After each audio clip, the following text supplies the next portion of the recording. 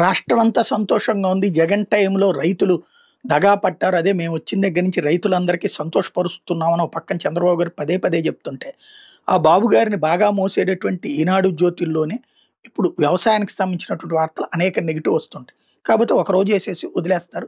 ఎందుకంటే మేము కూడా జర్నలిజం విలువలు పాటిస్తున్నామని చెప్పడానికి చేస్తుంటారు. ఇప్పుడు అచ్చెన్నాయుడు వ్యవసాయ శాఖ మంత్రి. ఆయనది తప్పా? లేకపోతే బాబు గారిది తప్పా? లేదా వ్యవసాయ శాఖ అధికారులది తప్పా?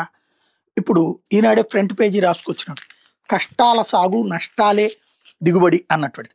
మొక్కజొన్న రైతులు నష్టాల పాలవుతున్నారు. క్వింటా 2400 వరకు కొన్న వ్యాపారులు ఉన్నట్టుండి ధరలో కోత పెట్టారు. క్వింటాలకు 1400 నుంచి 1700 ఇస్తున్నారు.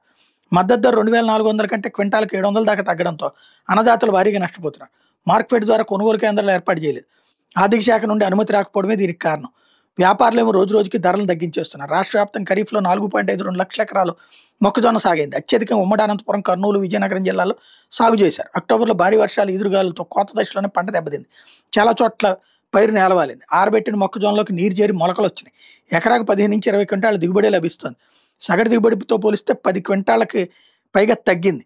మరోవైపున వీళ్ళు ఏడుబిచ్చుకు తింటున్నారు. ఎకరాకు 15,000 చొప్పున కలుగు తీసుకుని 3 ఎకరాల్లో మొక్కజొన్న సాగు చేశా. తుఫాను ప్రభావంతో కొంత ఆలస్యమైంది. తడవడంతో కోతకి అదనంగా ఎకరాకు 3,500 వరకు ఖర్చు అయింది.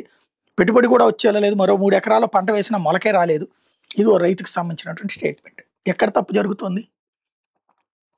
వ్యాపారి దగా చేస్తున్నాడు, బ్రోకర్ దగా చేస్తున్నాడు. ప్రభుత్వం వాళ్ళని కంట్రోల్ చేయగలుగుతుందా? చేత కావట్లేదు.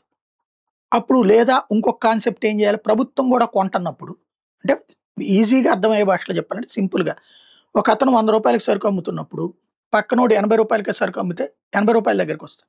అదే పక్కనోడు 120 రూపాయలకి అమ్ముతా ఉంటే 100 రూపాయల దగ్గర కొంటారు. ప్రభుత్వం చేసే పని అదే.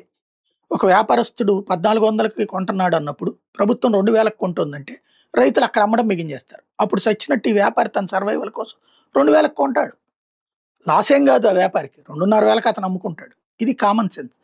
బట్ ఇక్కడ ఆ వ్యాపారి వీళ్ళ మాట వింటల్లా. రైతునే దోచుకుంటున్నాడు. ప్రకృతి రైతునే దోచుకుంటుంది. ప్రభుత్వము పట్టించుకోవటం లేదు. ఇది వాస్తవం. మరి లోపం ఎవరిది? తప్పెవరిది? బాధ్యత ఎవరిది? ఇవాళ ఈ వ్యవసాయం గురించి రాశారు. పొగాకోళ్ళ గురించి రాశారు, అప్పుడు ఉల్లి గురించి రాశారు, టమోటా గురించి రాశారు. ఎవరికి పరిష్కారం అయింది? మరి ఎలా సంతోషంగా ఉంటారు? అదే అర్థం కాని ప్రశ్న.